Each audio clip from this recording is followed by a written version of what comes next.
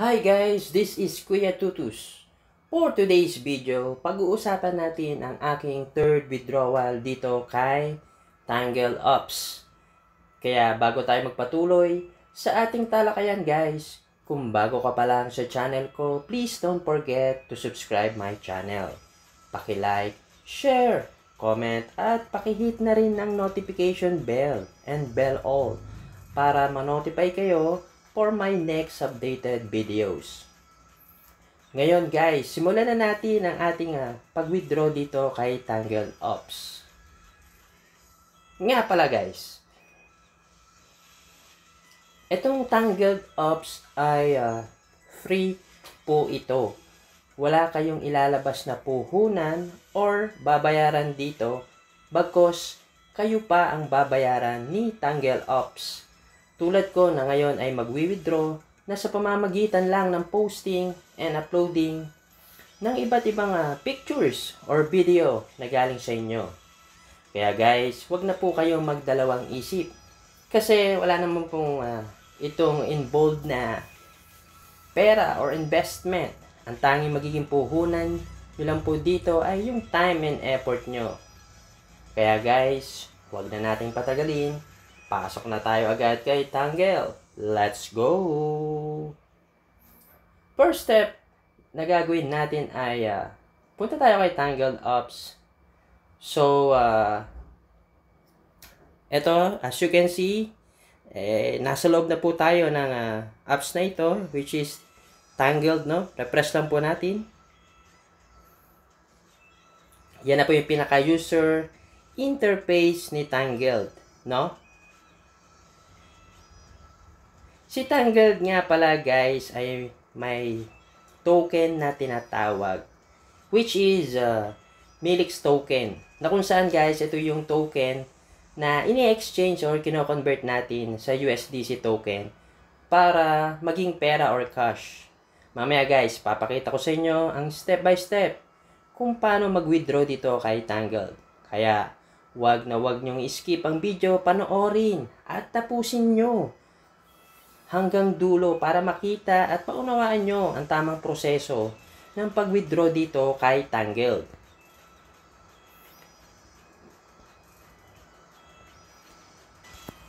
So, ito na nga po guys.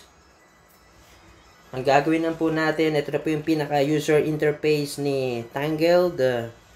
So, yan na po siya. Halimbawa, picture na ito ay mag-iiwan lang tayo ng mark sa pamamagitan lang ng pag-tap ng heart or emojis ba tawag doon.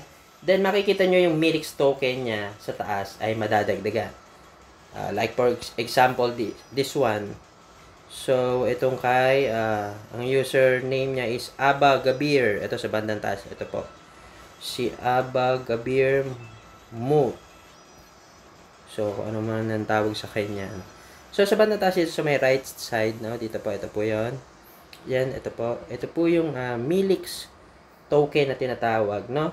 Yung may symbol na parang binaliktad na orasan. So, meron po siya ditong 2,000 Milix 4 minutes ago. So, ayun po yung kanyang pinost o in-upload na picture. So, maganda naman, no? Magaganda kaya pusa. So, ang gagawin natin dito sa bandang baba, no? May mga pagpipilian po tayo daw. Example, this one. So, lagyan po natin ng heart. Tapos, emoji. So, lagyan natin 3. So, kanina po ay meron siyang 2,000. Ngayon po ay nagdagdagan na siya. So, bali, meron na po siyang 5,000 na earnings. So, 3,000 galing sa akin yung earning. So, sa bawat tap ng emojis or heart, ang equivalent niya ay 1,000 Milix, no? Per mark.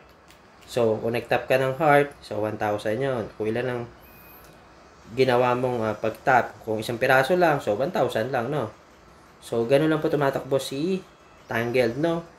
Ngayon, sa pag-create naman po o pag-upload ninyo ng picture or video, so dito sa bandang baba, click nyo lang po yung plus sign. Dito po yun. Ito po yung sa bandang baba. Ito. So, ito na nga po yun, no? So, ilalagay nyo na po dito sa bandang gitna yung link ng i-upload nyo videos, no? So, kung picture man, dito lang sa bandang add mo lang to, add image, no? So, yan po yun. So, sample lang po tayo. So, add image po tayo para magkaroon lang ng sample, no? So, yun na nga po, add image. Then, done. So, yun na nga po, guys. So, nag-ano na po siya, nag-upload. So, yun po, check na. Okay na po siya. So, maglagay ka lang dyan ng kahit caption. So, ano bang magandang pwedeng caption dito? So, magic sword, no? Lagay na lang natin, magic sword. So, actual po ito tayo na nag-upload, no? Magic sword, no? For the sake of this video. So, yun po. So, transfer natin. Lipat na lang po natin dito sa bandang taas. Kung mapapansin nyo, may bilog sa bandang taas. Sa may left side. May dalawa siyang pagpipilian. Isang post at saka isang story. So, dito na po sa story. So, parang katulad lang din po ito ng ibang social media platform, no? Na hindi ko alam kung paano siya mayahalin tulad kung kanina naman social media platform. So, okay na po. Natap na po natin yon. Then, ito po yung picture or na i-upload nyo. So, dito sa bandang baba, may nakalagay na post. Click lang po natin yung button na post. No? Click pa lang po natin. So, isa pa. So, ayun na nga po. Nagpa-process na siya. So, ayun na nga po. So, sabi, post attachment is being processed. It will be available soon. No? So, refresh lang po natin yung ating page. No? Punta lang po tayo sa home. Tapos, refresh po natin, no, guys? Refresh. So, yun yan na, guys. Check na lang po natin mamaya if dumating na. So, yun lang po yung parang simple procedure o process flow nitong si Tangled, no? So, pasok na po tayo sa ating pakay, which is magwi-withdraw po tayo, no, guys? Papakita ko sa inyo yung actual withdrawal dito kay Tangled. So, bali, ako po ay siguro 3 months. So, check natin sa aking account. So, punta lang po tayo dito. So, ito po yung aking account, no? Click lang po natin yung tatlong tuldok. About this. So, nakalagay po dito sa bandang gitna, joined. Ito po yun, no? Joined 4 months ago. So, ganoon na po ako katagal gumagamit itong apps na to. So, sa muling pagkakataon, sa patatlong withdrawal ko, so, withdraw na po natin, no? Kaya nga po nasabi ko, wala po kayong lalabas na puhunan dito or investment, no? Ito po ay free lamang. At ikaw pa ang babayaran ng apps na ito sa pamamagitan lang ng pagpo-post, upload ng ibang mga pictures, videos. So, ganun lang po tumatakbo yung system niya. So, minsan may nagtitip po. Kaya, yun, mas mabilis ang earnings. May nagpo-promote. So, kailangan may budget ka sa promotion, no? So, ganun lang po yun. As you can see, ito na po yung pinaka-page niya, no? Check lang po natin yung ating, kung magkano po yung laman ng ating Milix token. So, ito po yun sa bandang left down corner. Click po natin yan. So, as you can see, ang balance ko daw po ay nasa 24,165,188. So, ang katumbas niya in dollar is 5.14, no? So, yun na po yung aking na-earn dito. So, tapos, mayroon pa akong pendings. So, sa tingin ko, kailangan ko na siguro i-cancel yun. Hindi ko na maantay. At baka mamaya, saka matagal-tagal ko na rin siya inaantay. Medyo matagal din. At baka mamaya, lalo pang bumagsak. So, sa ngayon, medyo tumaas po yung Milix. Kasi kung mapapansin nyo dito sa bandang gitna, itong exchange, click po natin na merong arrow up na 9.79%. So, click lang po natin to. Ayan guys, as you can see, pataas ang pataas na yung Milix. Ayan, kung makikita nyo yung kanyang graph, no? Ito po yung nangyari. So, kung makikita nyo, pataas siya ng pataas. So, bali, parang nagdadalawang isip tuloy ako kung withdrawin ko na o aantayin ko pa. So, siguro, I decided to withdraw or cancel ko na lang muna yung aking pending. So, papakita ko sa inyo yung pending ko na. Ito yung aking pending orders. As you can see guys, sa bandang baba, ito pa yung trade history, my orders, at saka my trades. So, hindi naman tayo nag-anong nagte-trades. So, one time lang. So, dito sa bandang gitna, yung my orders ko. So, ito po yung aking pending, no guys, na ang amount niya in Milix is 53 million Milix. So, ang total niya, kung sakaling marireach niya sa bandang kaliwa yung price na aking nilagay ay sa bandang dulo na 227, no? So, kung na-reach niya, so sa ngayon, ang Milix ay pumapalo na siya ngayon ng ay yun, ito. Yung last price niya, ito po, 213 ang dulo, sa bandang dulo, ang tingin na lang po. So, sa 24 hours high niya, ang pinakamataas niya po ay 213. Tapos yung pinakamababa niya sa 24 hours low is 190. So, sa tingin ko, ika-cancel ko na lang. At baka mamaya, sa pagtibas na magdamag, paggising ko, lalo pang bumaba. So, sayang naman, no, yung pagkakataon. So, cancel ko na lang siguro. Meron pa namang susunod. For the sake this video, no. Kaya ika-cancel ko na po para sama-sama na po yon. So, meron pa akong doon nauna, no, yung 24. So, kapag kinancel ko po ito, itong 53 million ay mapupunta po ulit siya doon sa current balance ko. So, mag-a-add up lang po siya, no. So, cancel na po natin, guys. So, sayang. Well, sige, gano'n na. May susunod naman. So, kapag gusto nyo i-cancel, guys, na meron kayong pending at naiinip kayo, tulad ko, cancel ko na lang to. So, hindi na po yan matutupad yung nakalagay dyan. Kasi nga, hindi naman yan na-reach yung 227, nasa 213 pa lang. So, cancel ko na po. Pindutin lang po natin yung X dito sa bandang kanan sa baba. So, ayun na po. So, confirmation. Are you sure you want to cancel this order? So, yes. So, yun na nga po, cancel. So, meaning, babalik po siya dito sa bandang taas. Papakita ko sa inyo. Kaya, subaybayan nyo ako, guys, para alam nyo kung paano yung pasikot-sikot. So, ayan to. As you can see, yung balance ko dito sa gitna ay 53 million. So, ang gagawin po natin para siya ay mabalik dito, mapunta po siya dito sa balance na 24 million is, kailangan po natin withdrawin siya dito. No? I-withdrawin po natin siya dito at si 53 million dito sa gitna, babalik po siya dito sa balance natin. So, mag-a-add up siya. So, dapat 53 tsaka 24, 77, no? So, dapat magiging 77 yan mamaya once na ginawa natin to. So, sige. Start na tayo. So, dito, ang gagawin lang po natin is i-withdrawin po natin siya, no?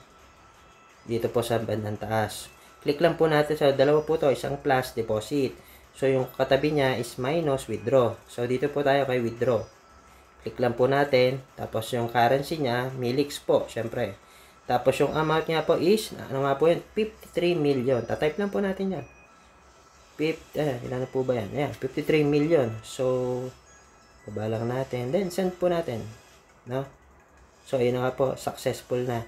So, check po natin to sa ating current balance kung siya po ay na-add up. So, check na po natin. Okay, refresh lang po tayo pag may time.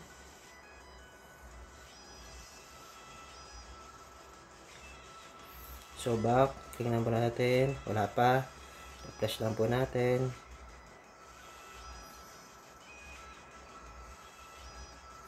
Refresh. Mga ilang minuto lang naman yun, guys.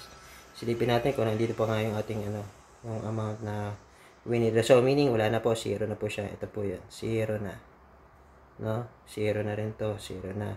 So, check natin dito sa ating current balance kung nag-add up na siya. So, wala pa. So, wait lang po natin, no, guys? So, yun nga. Refresh lang po natin. Refresh. Yan, loading. Medyo mabagal ang signal ngayon. So, check ulit po natin. Click natin. Oh, so, ayun na nga, guys. Dumating na nga po siya. Naging 77 million na siya. 166,188. So, ang kanyang equivalent sa dollar is 16.43.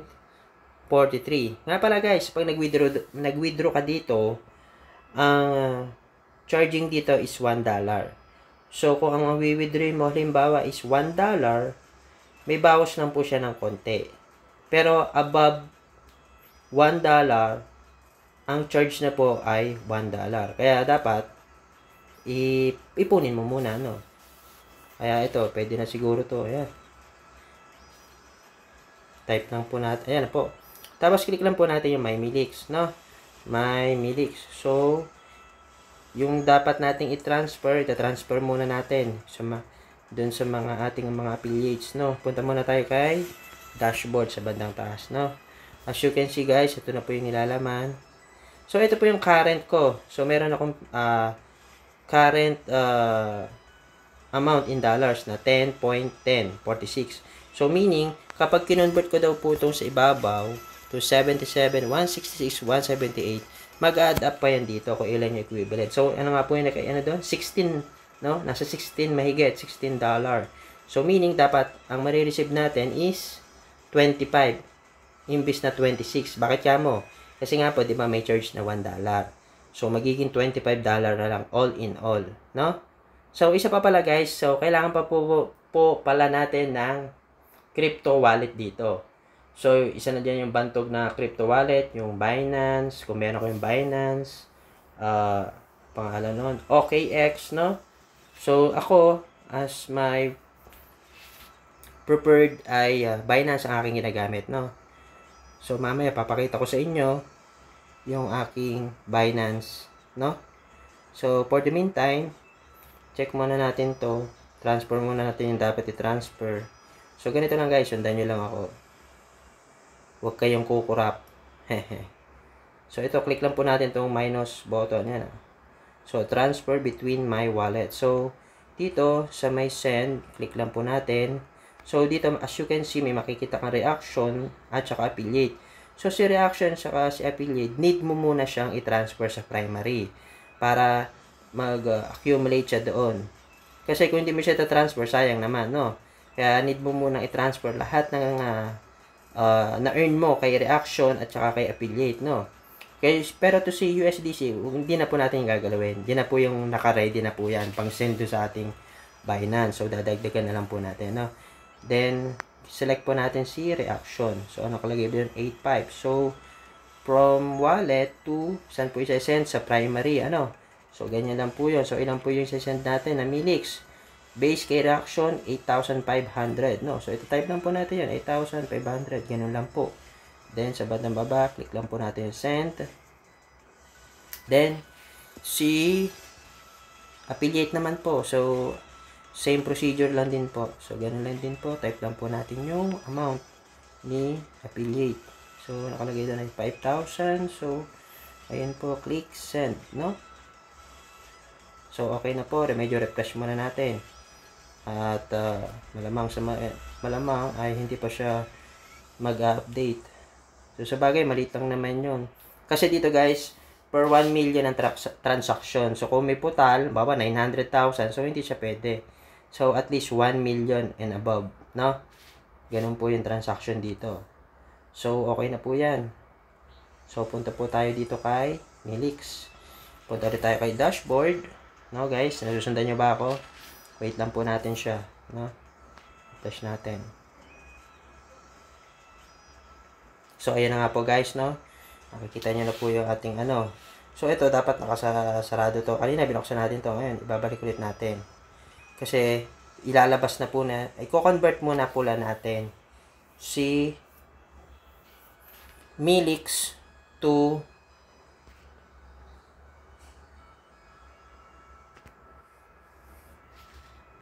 Teka. Parang may mali. There's something wrong. User. Kasi ito na yung pagsisend dun.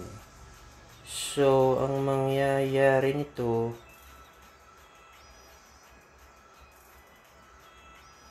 oh, I see. Kailangan pa pala natin. So, nakakalimutan ko na. Babalik tayo dito ngayon kay exchange, no?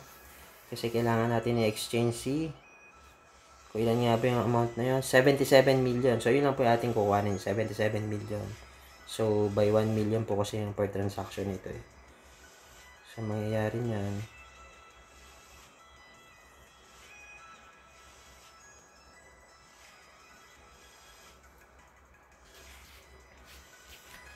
Deposit muna natin 77 million, no? So, as you can see, ayan na po yan. I-deposit natin yan. 77 million. No? So, ayan po yung de-deposit natin, no? So, click send. So, ayun na nga po. Check po natin kung pumasok na dito. So, as you can see guys, nandito na po siya. Ngayon, isa-sell na po natin siya. Kasi kanina nag-buy lang tayo. So, or deposit. So, katumbas ng buy, so parang deposit na rin yun. No? As you can see, meron na po tayong 77 million na is-sell o ibebenta. So, ang nakalagay kasi dito, kopyahin natin yung kung ano yung current price. So, ito po yun guys. Copy. No? Sundan nyo ako mega guys. Medyo tricky. Palano at pagbago. So, ang price niya ay dito natin ilalagay. No? So, yun na po yung price niya. Then, yung amount in millions, no? 77 million. Ay, parang sobra. Yan, sobra ng 7. So, ayun na nga po guys. So, meaning, mako-convert daw si 77 million into 16.401, no? $16. Kasi USDC to eh, $16. No? So, ganun po siya. So, sasamantalayin natin, medyo tumaas yung value. Kasi baka mamaya biglang bumaba, di sayang na, mag-aantay na naman tayo ng oras. So, ganun lang po yan guys, no? Isa-sell na po natin siya. So, sell na po natin yan. So, yun na nga po guys. Ang nakalagay ay order has been sent, no? So, yun na. Tingnan natin guys dito kay refresh muna natin. So, kung mapapansin nyo guys, yung ating current balance po ay nabawasan na. Kanina 77 million, no? Ngayon 167,000 na lang po siya, no? So, check po natin kung pumasok na si Midix to USDC. So, check lang po natin to. O, click natin to My Midix. So, dashboard. So, yun na nga po guys. Wait lang po. No?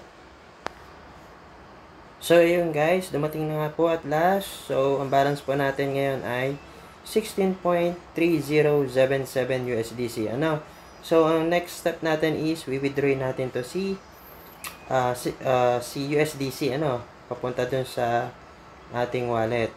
So, ganito lang po yan, no? Pindutin lang po natin yung withdraw, no? So, tapos, hanapin po natin yung Milix. Then, select po natin si USDC. So, sa pagkakatanda ko, ang amount niya ay 16.3077. So, max value is greater. So, bawasan natin, no? So, siguro so, ulitin nga po natin kung ilan nga yung eksakto. 16.3077 naman. Tama naman. Withdraw. Change to USDC. Amount. $16.307.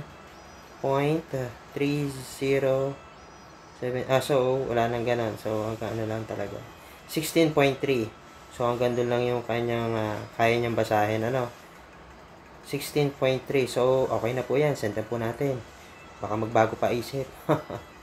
So, yun. Okay na po. Naset na po siya, no, guys? So, check ulit natin yung ating wallet, no? Refresh muna natin. No?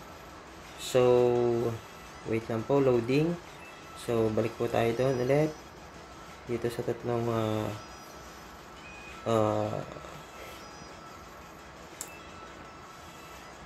row. So, bali, check-in po natin yung My Milix, then dashboard, Yun na nga po guys. So, nakita ko na po, pinagsama-sama na po siya. Ito na po siya guys. Ito sa gitna. Ang total niya po ay $26.4046. So, ang next step natin is ita-transfer natin si USDC sa ibang crypto wallet. Ano guys? So, ita-transfer po natin siya, no? So, gagamit po tayo ng third party or another wallet, no? Ang tinatawag na crypto wallet. So, ang preferred po natin is Binance, no? So, punta lang po tayo kay Binance, no? So, minimize. Nasaan na po siya? Ito. As you can see, guys, meron tayong current balance na 9.96 dito kay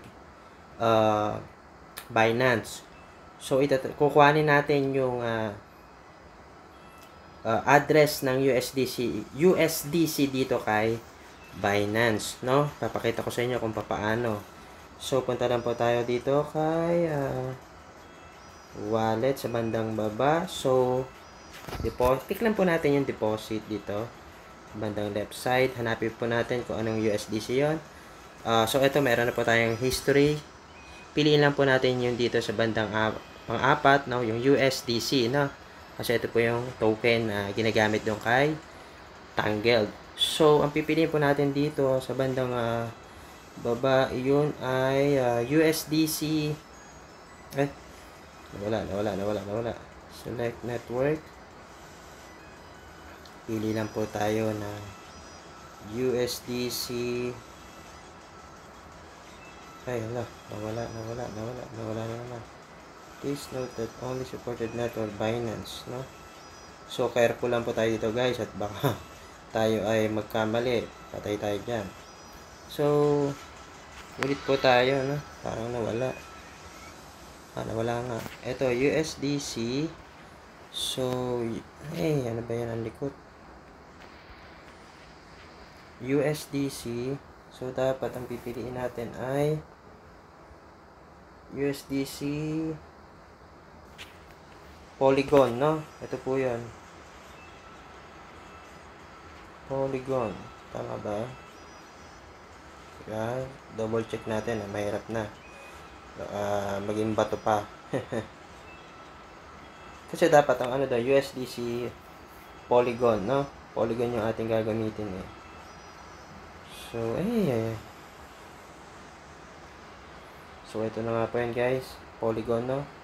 Please note that this is the native USDC in Polygon network. So, ito po yung ating kukuhaning address. So, ayan po. So, ito na nga po yan, no?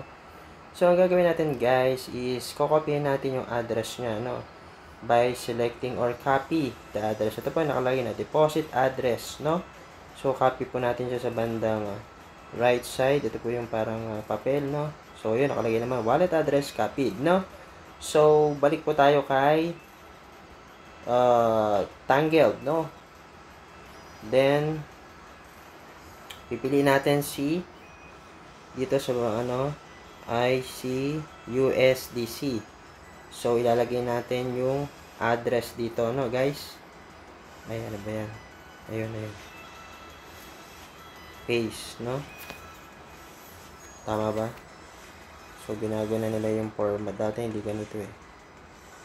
Wala nang So, available naman nakalagay. So, dito, kung kano i-withdraw natin, subukan natin lahat, no? 26.40. So, ayaw nga niya ng 0. So, sige, okay lang naman. 26.4 ang ating ilalabas, no? Tama naman yun, guys. Wala tayong puhunan dito. Tanging time and effort lang talaga. Siyempre, wala namang kikita ng ikay nakahiga lang, no? So, dito, gagawa pa rin tayo. Kahit naman sa trabaho, no, guys. Kikilos at gagawa pa rin tayo para tayo pasahuran. Hindi naman tayo pasasahuran doon nang tayo nakahilata lang, ano. So, yun nga. Kung makapansin nyo sa bandang baba, ang P niya is 1 USDC. So, meaning, ang marireceive lang natin is 25.4, no? So, yan na nga po yan, guys. So, proceed na po tayo. Sige, send na po natin, guys. So, yun na nga po. Payment balance is 26.4, no? So, ma-minus na po yan. So, i-check po natin check muna natin itong ating balance kung na zero na siya o nabawasan na. So wala pa, hindi pa siya nag-update. So nandito pa rin yung ating balance. Checkin ko nga, so nandito pa siya, buhay pa yung ating balance. Siguro it takes a minute, So checkin mo natin dito kay